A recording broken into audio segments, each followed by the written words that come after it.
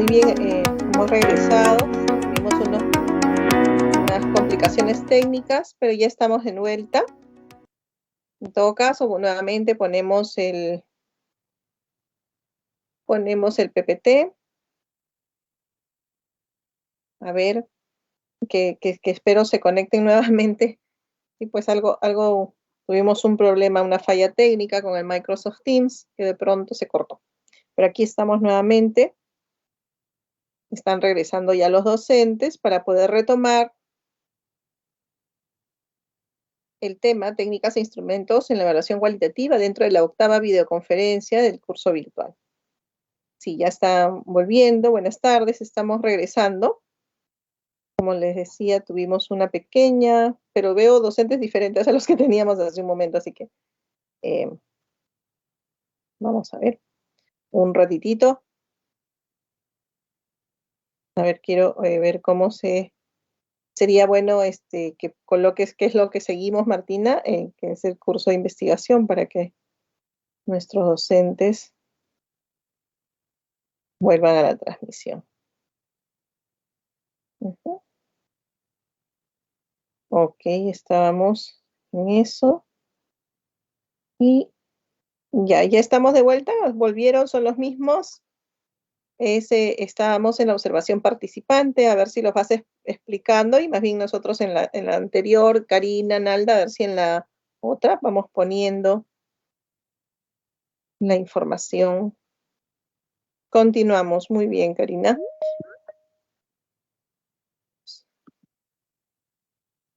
Vamos colocando y ahí está Verónica nuevamente. Sí. Listo. Ahora Perfecto. sí se escucha, Ahora ¿no? sí, te escuchamos. Ahora sí, continuamos, Verónica. Ojalá que los demás docentes que estaban al otro lado vengan aquí. Sí, muy bien. Y muy importante la pregunta que mencionabas. Pero se fue tu micro. ¿Se fue el micro? Ahora sí. Ya. Es importante la información que mencionábamos sobre la población y la muestra. Recordemos que en un enfoque cualitativo, la muestra responde más no a una muestra estadística. En la cuantitativa sí, tenemos una muestra que es estadística. Pero en el caso de un estudio de investigación-acción, la muestra va a depender más del juicio del investigador, es decir, de mi conveniencia. ¿Ah? Va a haber algunas situaciones donde la muestra, por ejemplo, sea un 50% de los niños del aula. Va a haber muestras también donde los participantes son voluntarios, ¿ya? Y dependiendo del tipo de estudio, también hay muestras donde tengo casos tipo. Por ejemplo, cuando hago estudios que tienen que ver con problemas de aprendizaje, a veces la muestra es pequeña, de 5, 8 sujetos. Entonces, en una investigación cualitativa, la muestra depende mucho del juicio del investigador. Y también se mencionaba el aspecto de la no participación de los sujetos o de los niños, ¿no? Justo Miss Natalie nos mencionaba, dependerá de los docentes o depende más de los estudiantes. Cuando no se da la participación de los niños, habría que ver las causas por el lado del docente.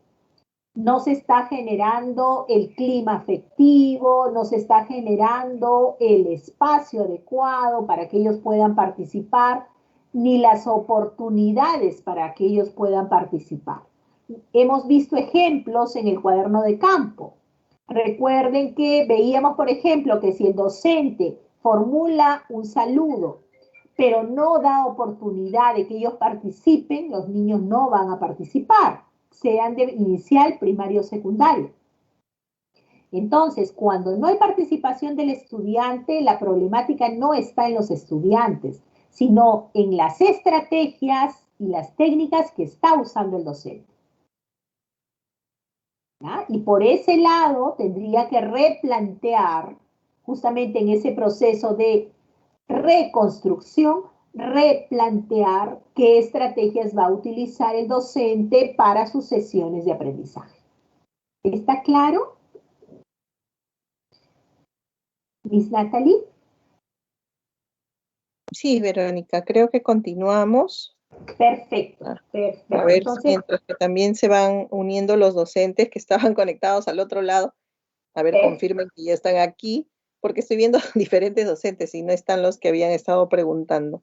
No sé, de repente sí están, pero no han escrito, ¿no? Y de todas maneras, si es que se van ellos incluyendo ya en la presentación, podemos retomar la respuesta también, no hay ningún problema. Exacto, sí, perfecto. Sí. Entonces vamos a continuar con la siguiente diapositiva. Nos quedamos aquí en la técnica de observación participante. Muy bien, entonces acá vamos a ver cuál es el propósito, cuál es la finalidad de esta técnica de observación participante y cuáles son los instrumentos que utilizamos. El propósito básico es obtener datos acerca de la conducta,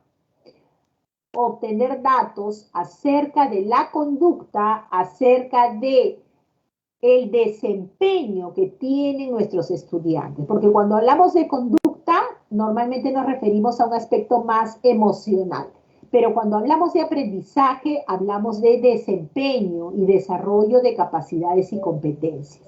Entonces, el propósito de la observación participante será obtener datos acerca de la conducta, acerca del desempeño, a través de un contacto directo y en una situación específica. Esta técnica es la más empleada, que utilizamos no solo en el aspecto educativo, sino también en el ámbito social, ¿no? El autor, Albert, nos señala también que es una técnica que exige la presencia de un observador que participe con el grupo, ¿no? Entonces, ¿quién será el observador? Nosotros, los docentes que estamos investigando. En algunos casos, cuando el estudio se da a nivel grupal o a nivel institucional, el observador puede ser otro colega.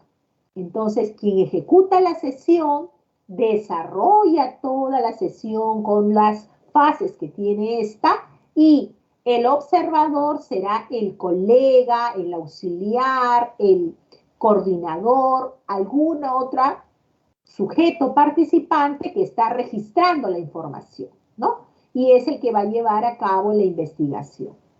Tenemos en cuenta también que en esta observación participante vamos a usar diferentes instrumentos, ¿no?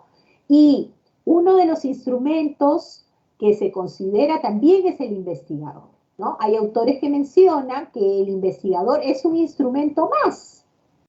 No es una guía, no es una lista de cotejo, pero ¿por qué se convierte en un instrumento? Porque él va a ir registrando también información. Y es él quien a través de sus 5 sentidos va a recoger toda la información que se ha observado. Para ello, hace uso, sí, de un guión, o de un diario de notas, o de un cuaderno de campo. Quiere decir que el investigador es un instrumento porque va a permitir recoger la información, los datos que necesito, pero debo utilizar un instrumento de apoyo, que es ese cuaderno de campo, el diario de notas o una guía o guión de observación. Y también tengo otros instrumentos que ya hemos mencionado, ¿no? Instrumentos que tienen que ver con filmaciones, videos, registros fotográficos, las mismas producciones de los niños que también se convierten en un instrumento para recoger información, dependiendo de las competencias que yo estoy observando. Bien, la siguiente, por favor.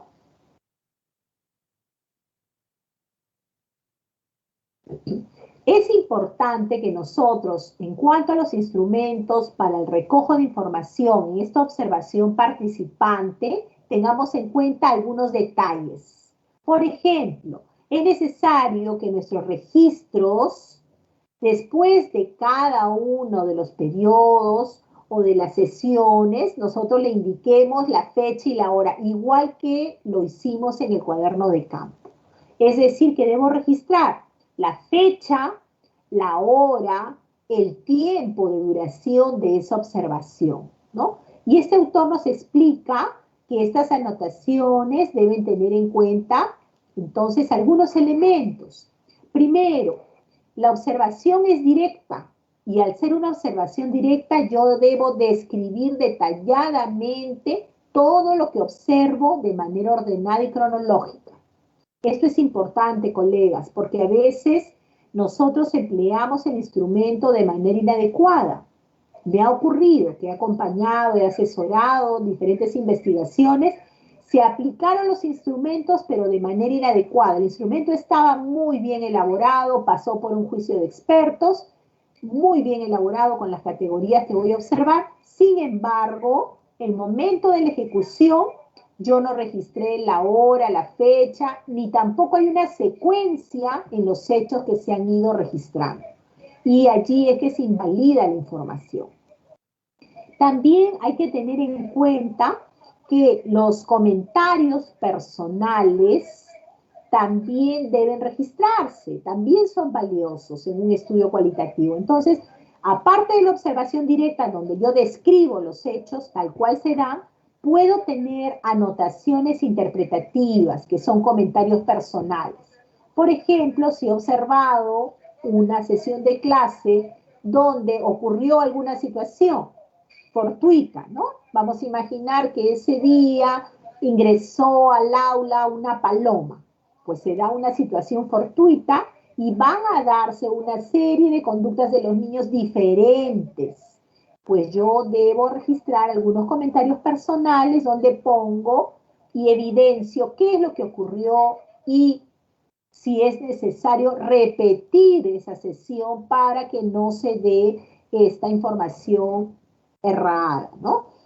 También hay que tener en cuenta allí las temáticas, es decir, las ideas, las preguntas, algunas conclusiones preliminares y algunos aspectos personales que yo estoy observando.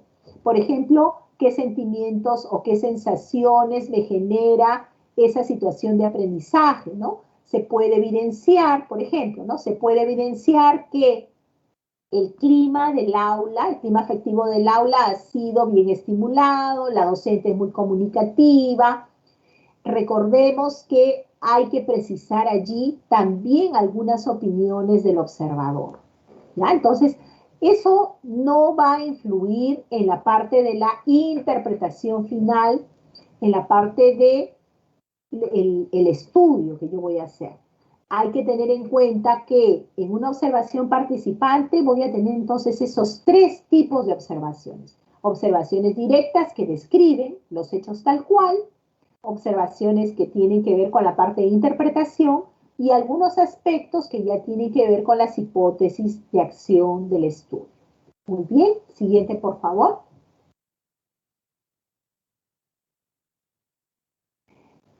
En cuanto a los diarios de campo, nosotros nos hemos extendido en un taller anterior, pero es importante tener en cuenta algunos aspectos, colegas. Por ejemplo, ¿no? Vamos a encontrar autores como McKerman que nos señalan, Albert también, que existen diferentes tipos de diario de campo. Nosotros hemos presentado varios ejemplos en las dos sesiones anteriores. Vamos a tener un registro, un diario de campo que es más íntimo, más personal, donde yo le voy a dar un formato, los invitados también se los mencionaban, le voy a dar un formato donde voy a colocar 3 columnas. Puedo colocar allí, por ejemplo, registros cronológicos de acontecimientos que voy observando, personales, en cuanto a mis sentimientos, y voy a generar ese diario de campo. También debo considerar que voy a registrar y recoger mis experiencias vividas durante un tiempo, que en este caso es la sesión de clase. Entonces debo tener en cuenta la memoria. Por eso es que es importante que no deje de registrar a diario, que lo haga como un ejercicio en mi cuaderno de campo, porque si nosotros esperamos al fin de semana para registrar los hechos de la semana, nos vamos a olvidar de esta información, colegas. Y tener en cuenta que debe ser cronológico, es decir, abierto a los acontecimientos que han ocurrido durante el día. En todo caso, debo tener dos características en este cuaderno de campo, que es la continuidad.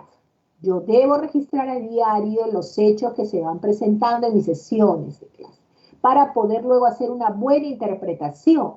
Si yo no tengo continuidad, no habrá una frecuencia en el registro. Y entonces tampoco podré yo determinar patrones de regularidad en el comportamiento del niño. Y debe ser secuencial, ¿no? También vamos a tener en cuenta algunas fases en la observación participante. Siguiente, por favor. En las fases de observación participante vamos a tener, la primera es la selección. Recordemos que para hacer la observación nosotros hemos pasado por este proceso de seleccionar y definir el problema, el cual nosotros hemos determinado a partir de la observación. ¿Cuál es el problema de estudio? Ustedes me mencionaban, por ejemplo, el aspecto de la falta de retroalimentación por parte de los padres de familia. También me mencionaban dificultades de atención, concentración de parte de los niños por estar en clases virtuales. Diferentes temáticas que hemos ido detectando. Entonces, esta es la primera fase en una observación participante. Y como decía nuestra colega, definitivamente desde ese momento ya estoy aplicando la observación, desde que selecciono el problema y de una manera muy precisa. Luego, también se va a dar la observación participante cuando yo compruebo la frecuencia de los fenómenos que estoy determinando. Aquí el observador debe descubrir cuáles son los eventos, cuáles son las causas que han fomentado esa presentación de las conductas en el niño, del comportamiento del niño, de sus desempeños, para poderlos distribuir en categorías. Y luego vamos a redactar nuestras conclusiones que generalmente van a ser de tipo cualitativo en este tipo de estudios. La siguiente fase, siguiente diapositiva, por favor.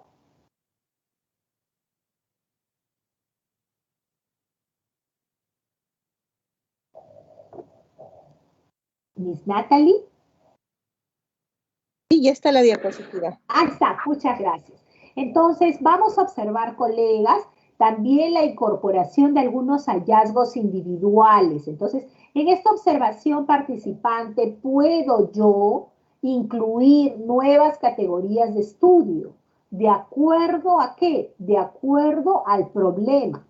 Por ejemplo, si yo he observado, he determinado 5 categorías, pero ya durante el estudio observo que puedo incluir una categoría más, pues yo lo puedo hacer durante el estudio. Son hallazgos que se van dando, ¿no?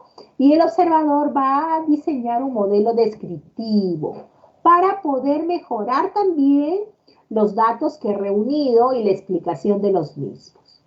Y la otra fase, la cuarta fase, ya es la que nosotros estamos aplicando el día de hoy, que es la selección de los instrumentos para el recojo de información. Entonces vamos a seleccionar los instrumentos y ya vamos a recoger e interpretar los datos para comprobar aquellas hipótesis que nos hemos planteado y también poder generar la propuesta de mejora, ¿no? Y esto va a depender del análisis de estos datos. Tenemos una... Sí, tenemos preguntas. Justo, bueno, coincidimos, Verónica.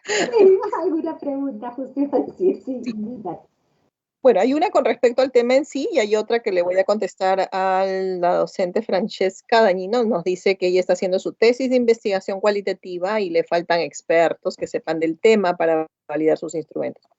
Que si le podemos pasar el correo o el teléfono. Bueno, Verónica es nuestra ponente y en verdad sí ella revisa de repente, pero sí que nos escriba porque no voy a dar los datos así, imagínate, delante de todos, sí, pero sí, sí. Que nos escriba a gebre2021@ugel03.gov.p. Seguramente si eres docente de nuestra UGEL te podemos ver cómo te podemos ayudar con los datos de Verónica o dependiendo del tema que estás realizando. Incluso si tienes en la UGEL que seas, puedes pedir ayuda en tu UGEL, ¿no? Como parte de la asistencia técnica, de repente te pueden ayudar, ya que la investigación también es parte de de alguna Yes. forma, de nuestro trabajo.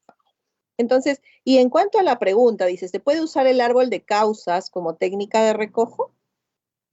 El árbol de Pero como causas, instrumento de recojo, el el, árbol ar- de causas. ya, el árbol de causas sí se puede utilizar, pero más para poder formular el problema, ¿no? Cuando yo voy a hacer la selección del problema, estimados colegas, voy a hacer el árbol de causas y consecuencias, que me va a permitir determinar la problemática y plantear el problema. ¿Ya? Entonces, generalmente esta técnica se utiliza al inicio de la investigación para poder detectar cuál es el problema y poderlo formular de manera adecuada. Ahí es que yo detecto también las variables de estudio. También hay una pregunta, pero creo que sería bueno recomendarle a Javier que la realiza, que revise las videoconferencias anteriores. Sin embargo, podríamos darle algo pequeño, ¿no? ¿Cómo se diseña un modelo descriptivo y qué características tiene? Hoy el tema de hoy que nos trae es técnicas e instrumentos para la evaluación, perdón, para la investigación cualitativa, investigación-acción, que es la que venimos desarrollando como curso. Pero de repente, Verónica, ¿le puedes dar algún alcance más? Sí, nosotros vamos a tener, como hemos ido desarrollando a través de los diferentes talleres, dos enfoques de investigación básica, ¿no? El enfoque cualitativo y el enfoque cuantitativo. Entonces, los estudios descriptivos tienen que ver con un enfoque cuantitativo, ¿no? Entonces, en el estudio descriptivo, generalmente, pues no tengo estudios descriptivos relacionales, correlacionales, donde yo voy a comparar los resultados que he obtenido de dos grupos, por ejemplo, ¿no? Y eso también tiene que ver con las muestras, que justo antes de que se corte la transmisión por un tema técnico, estábamos conversando. A mayor cantidad de población, también será más amplia la muestra, ¿no? Y en los estudios descriptivos normalmente se necesita muestras que sean representativas. Ahora, cuando me refiero yo en el aspecto 3 a las fases de esta observación participante, me estoy refiriendo no a un estudio descriptivo, sino más bien a la característica que tiene este tipo de estudios cualitativos, en los cuales yo debo generar en todos mis instrumentos una descripción. A eso me refiero con un modelo descriptivo. Una descripción de todos los elementos que yo estoy recogiendo. Y a mayor detalle, a mayor descripción, yo voy a poder hacer una mejor interpretación de las variables de estudio. ¿Alguna otra pregunta? No, por ahora no. Perfecto. Entonces, pasamos a la siguiente diapositiva. Muy bien, entonces aquí vamos a ver algunas ventajas, queridos colegas, de la observación participante, ¿no?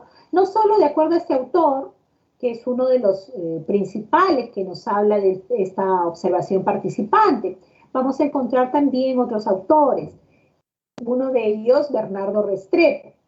También es importante tener en cuenta que este proceso de observación es abierto y flexible. Es decir, que yo puedo incorporar nuevos instrumentos durante el estudio, definitivamente.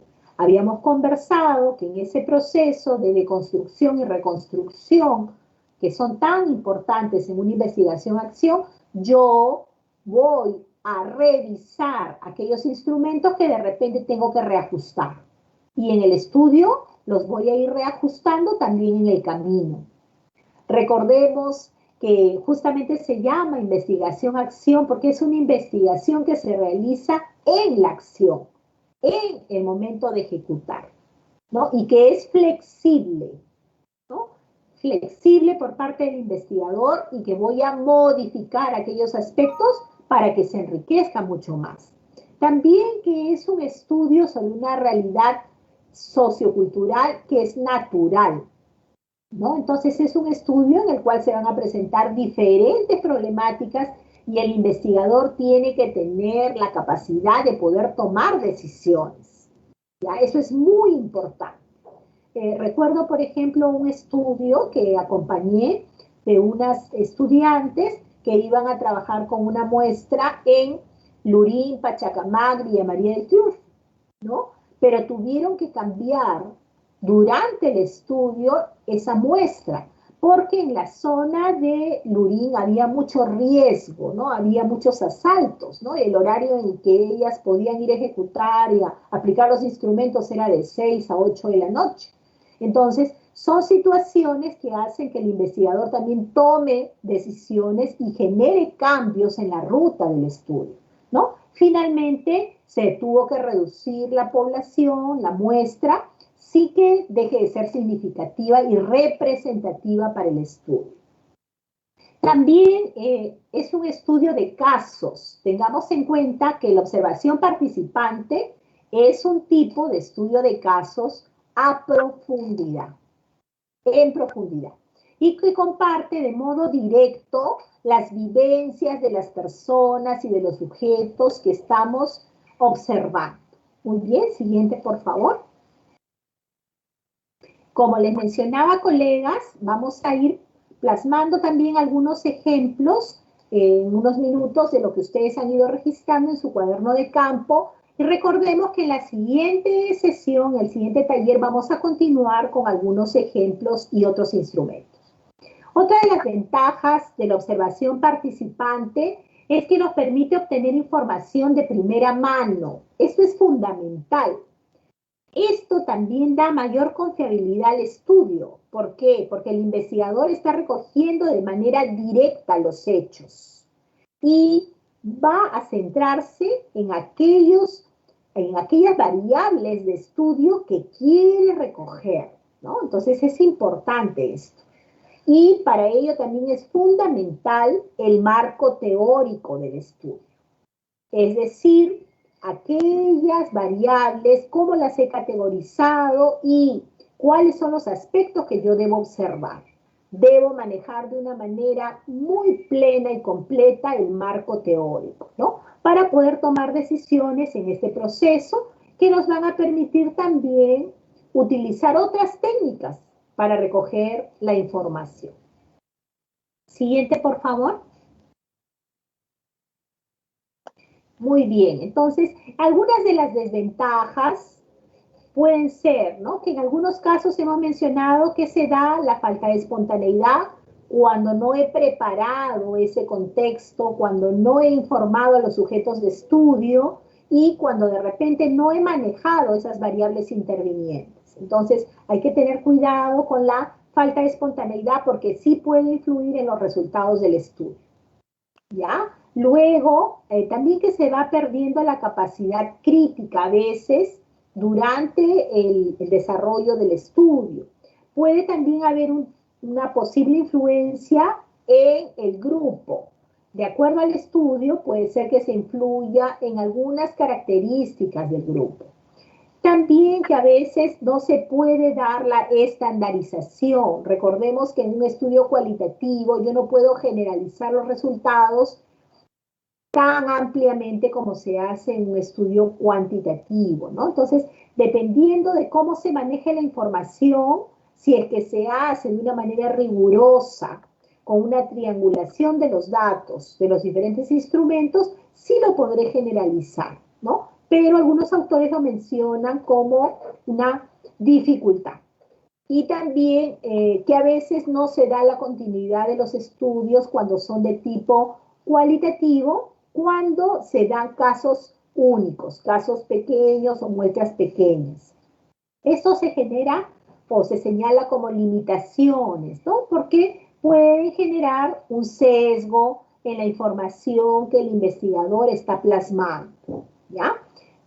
Y también va a tener que ver con los contextos culturales, con los significados. Por ejemplo, ¿no? Si estamos hablando de un estudio realizado en la sierra, recuerdo mucho haber revisado un estudio de un psicolingüista, Raúl González Moreira, y él hablaba de que para poder evaluar, por ejemplo, el lenguaje en niños de habla quechua, era importante ir a esa zona y recoger en el lugar la información, ¿no? Entonces, dependiendo del estudio y dependiendo de la problemática, habrá que tener mucho cuidado con manejar la cultura, el contexto.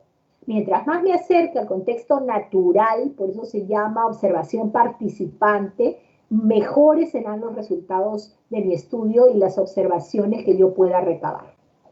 Siguiente, por favor. Muy bien, entonces, tener cuidado también con corroborar, con verificar la información que hemos obtenido. Por ello es importante usar diferentes técnicas, formas de evidencia, ¿no? Y también es importante la experticia del investigador.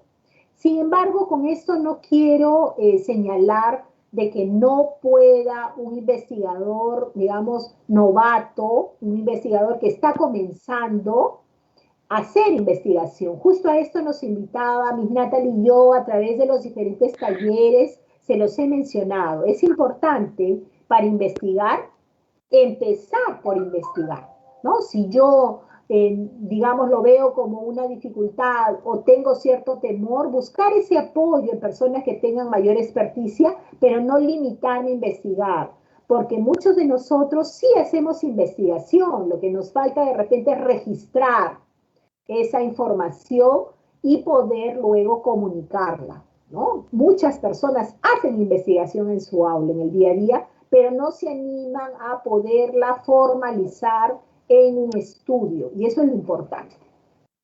Muy bien, pasamos a la siguiente, por favor. También es importante preguntarnos a lo largo del camino de la investigación qué tan eficaces son las técnicas que yo he seleccionado y anticiparnos, ¿no? ¿En qué medida un estudio va a ser mejor? En la medida que yo haya realizado lo que menciona el colega, ¿no? Un buen juicio de expertos, personas que hayan podido revisar mis instrumentos, personas expertas que hayan podido analizar cada uno de los ítems de mis instrumentos, de mis rúbricas, de mis listas de cotejo, y en esa medida ese instrumento va a ser más confiable y voy a poder recoger la información que realmente espero, ¿ya? Si ha habido algunas limitaciones para acceder a la información, es importante que yo busque también la teoría necesaria, ¿no? Y para ello no se olviden que en la plataforma de la UGEL 3 nosotros estamos semana a semana también colgando información sobre diferentes estudios, sobre autores y ejemplos también de investigación. Entonces los invitamos a revisarlo. Siguiente, por favor. Vamos a entrar ahora al aspecto de la entrevista, estimados colegas. Siguiente diapositiva. Bien, entonces vamos a tener en cuenta, colegas, que para que se dé esta validez y confiabilidad, también vamos a explicitar en nuestro informe, al final que hemos realizado la investigación, nosotros como especialistas les vamos a dar un formato para que ustedes puedan elaborar ese informe final. Y en ese informe final también vamos a hacer una discusión a partir de las diferentes técnicas que hemos utilizado y de los instrumentos. Vamos a hacer una discusión de esos resultados. Vamos a triangular, vamos a relacionar los resultados y vamos a dar una interpretación para poder dar respuesta a esas hipótesis de investigación y también poder dar respuesta a los objetivos. Siguiente, por favor. Muy bien. Y finalmente vamos a probar aquellos conceptos importantes que nosotros habíamos plasmado en la investigación. Esos conceptos están en las hipótesis de acción, ¿no?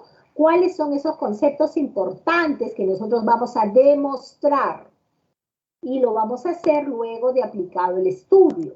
Entonces, es fundamental que nosotros a lo largo de todo el estudio vayamos registrando la información en los diferentes instrumentos que hemos mencionado, cuidando de ir interpretando, como les digo, ya en el camino los diferentes datos, no esperar al final. Bien, siguiente por favor. También se va a dar la contrastación, ¿no? Hay algunos casos donde yo puedo realizar un reestudio. ¿Eso qué quiere decir? A veces yo he desarrollado una investigación, he llegado a algunos hallazgos, resultados, sin embargo, hay algunos aspectos que se han ido escapando en el camino. Entonces, muchas veces se sugiere al investigador poder revisar aquellos aspectos que están así un poquito flojos y poder reajustarlos antes de cerrar la investigación completa. Siguiente, por favor. Vamos a pasar ahora a la entrevista. La entrevista es una técnica que conocemos bastante los docentes. Algunas de los colegas mencionaban las encuestas, ¿no? Las encuestas, los cuestionarios van a ser instrumentos que yo voy a utilizar para aplicar la técnica de la entrevista. ¿Ya? Entonces, ahí hay que deslindar, tener bien claro que la técnica es la entrevista. Y los instrumentos pueden ser los cuestionarios, las encuestas. Ahora, cuando yo realizo una entrevista, definitivamente estoy hablando de un encuentro entre el entrevistador y el entrevistado. Es un encuentro entre personas. Entonces es muy importante para la validez de la entrevista, muy importante tener en cuenta las opiniones, las creencias del grupo que yo voy a entrevistar. Y para esto es fundamental, colegas, lo que mencionaban en sus participaciones. Tengo que conocer el contexto sociocultural y los sujetos que voy a entrevistar. Informarles los objetivos de la entrevista para que ellos puedan ser muy transparentes también en sus respuestas. Cuando la persona no es informada, cuando el sujeto de estudio no es informado, lamentablemente va a haber un ocultamiento de la información, ¿ya? Entonces hay que tener en cuenta este aspecto de conocer las creencias, el contexto sociocultural de las personas que yo voy a entrevistar.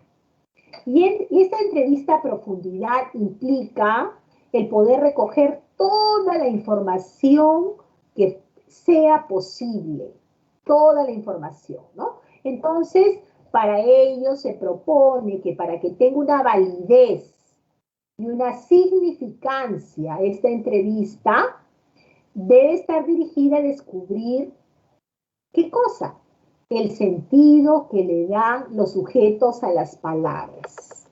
¿Ya? Entonces, vamos a tener algunos casos donde el sujeto participante o el sujeto entrevistado es capaz de redactar sus propias respuestas por su nivel cultural. Pero también hay otros casos donde la entrevista nosotros completamente la tenemos que llenar. ¿Por qué? Porque de repente el nivel cultural, las personas son analfabetas y eso va a implicar que las respuestas nosotros las vamos a tener que registrar con mucho cuidado. Y hay que saber interpretar esa información que nos están dando. ¿Ya? Eso es muy, muy importante, por favor. En el caso de entrevistas a los niños, a los adolescentes también, poder registrar el tipo de lenguaje que usan, la postura, el lenguaje corporal, eso nos dice mucho. Y puedo registrar al costado con algunos comentarios, ¿no? O debajo, en la parte de observaciones. La entrevista como instrumento puede tener en la parte final un acápite de observaciones donde yo voy a registrar algunas situaciones que se han dado durante la entrevista, el lenguaje corporal, la disponibilidad del sujeto entrevistado. Siguiente, por favor. ¿Ya? Y algunas clases de entrevistas, porque ya estamos finalizando.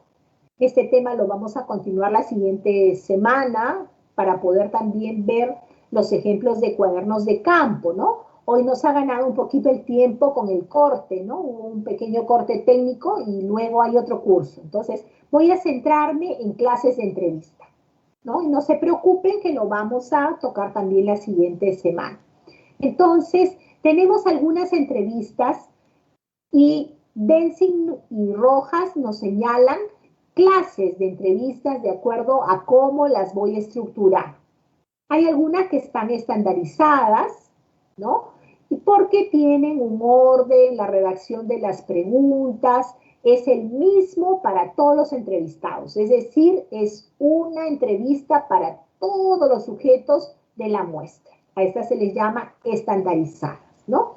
Las variaciones más van a depender de la respuesta que dé el sujeto, pero no el instrumento, ¿ya? Entonces, son entrevistas elaboradas que se aplican de manera estandarizada para todos los sujetos del estudio.